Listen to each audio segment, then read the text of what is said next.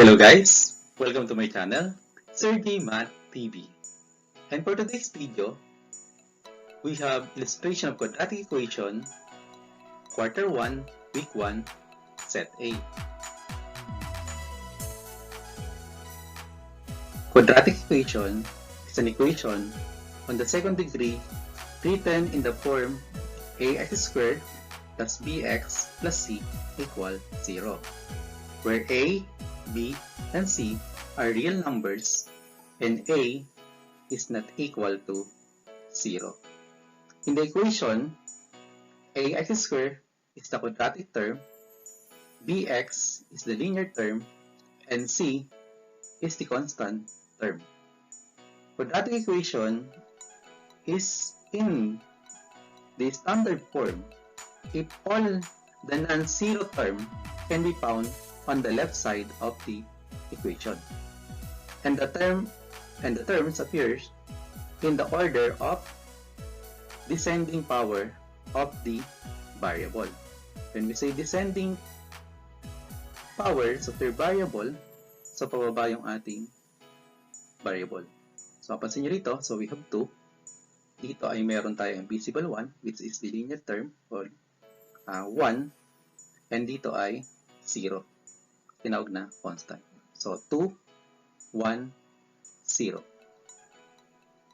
To identify the values of A, B, and C of quadratic equation, make sure it is written in the standard form ax squared plus bx plus c equals 0. So, let's proceed to example. Example 1. Identify which of the following equation are quadratic and which is not. For number 1, so we have 3m plus 8 equals 15. And number 2, x squared minus 5x plus 12 equals 0. And number 3, 2t squared minus 7t equals 12. And number 4, 3x times quantity x minus 2 equals negative 7. I-recall natin ano ba ang mga katangian ng quadratic equation at saka ng hindi quadratic equation.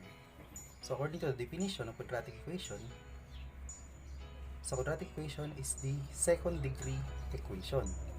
Ibig sabihin, so ang highest exponent na makikita natin doon ay tinatawag natin na square or the second degree equation. So for number 1, so we have 3m plus 8 equals 15. So ulitin natin, ang highest exponent natin dito ay, so ang kasama ng m ay 1. So it means it is not quadratic equation. And for number 2, so we have x squared minus 5x plus 12 equals 0. So, titingnan natin, ang highest degree exponent natin, so we have 2. Meaning, so this is a quadratic equation. And for number 3, so titingnan natin, so we have 2p squared minus 7p equals 12. So, ang highest exponent natin is 2. So, that is quadratic equation.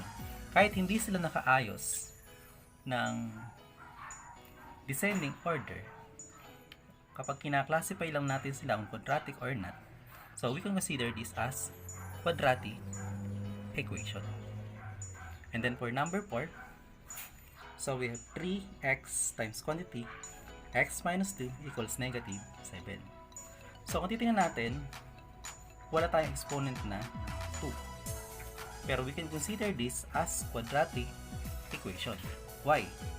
Kasi meron tayong sign of operation na multiplication. Ibig sabihin nito, so yung 3x times quantity x minus 2, so ang sign of operation is multiplication. So yung distributive property of multiplication over the subtraction, so mangyayari, so 3x times x, so we have 3x squared. And we have 3x times negative 2, so we have negative 6 x equals negative 7. So, ang highest exponent natin dito is 2. So, that's why this is also a quadratic equation.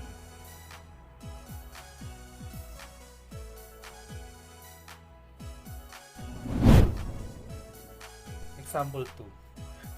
Write each equation in standard form. Ax squared plus bx plus c equals 0.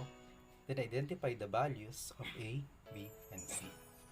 For number 1, so we have 3x minus 2x squared equals 7. Number 3, 5 minus 2x squared equals 6x. And for number 3, so we have 2x times quantity x minus 3 equals 15.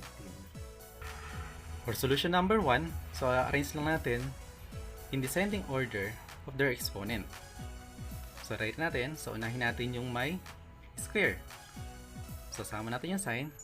So we have negative 2x squared. Then write natin, bring down positive 3x. So plus 3x.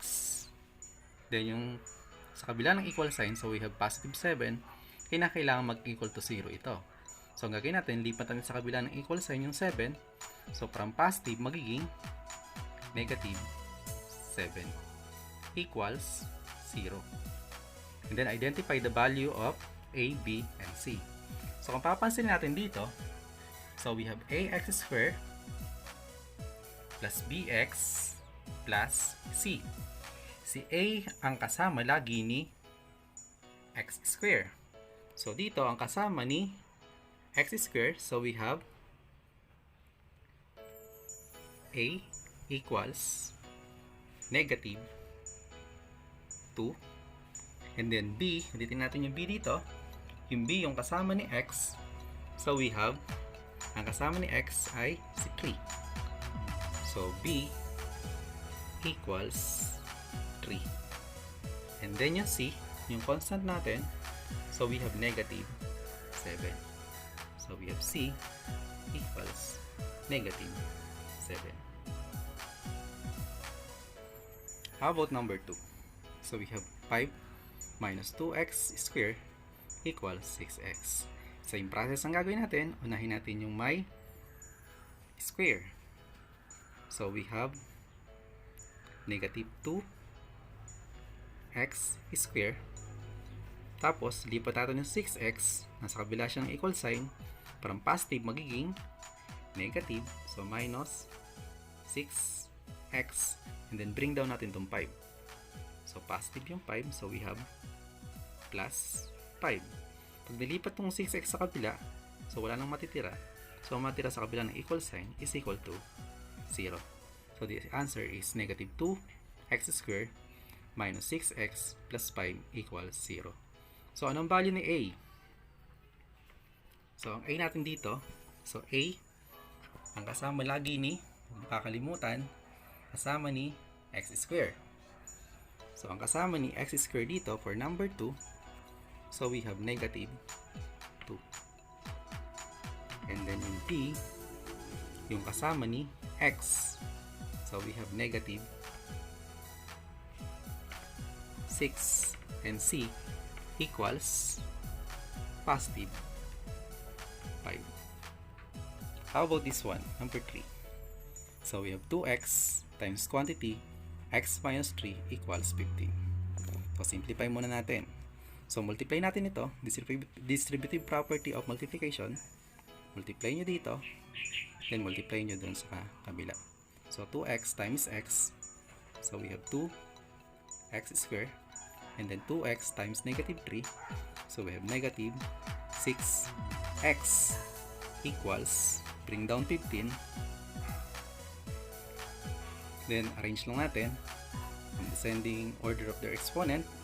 So we have 2x squared minus 6x, so 15 from positive magiging negative, then equal 0.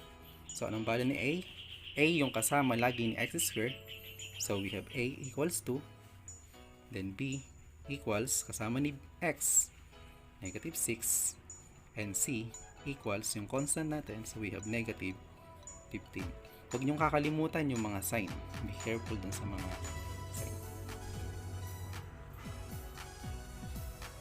Hopefully, natuto kayo ngayong araw na ito at makatulong sa inyong pagsasagot ng module. Once again, thank you sa inyong panonood from Sir G Math.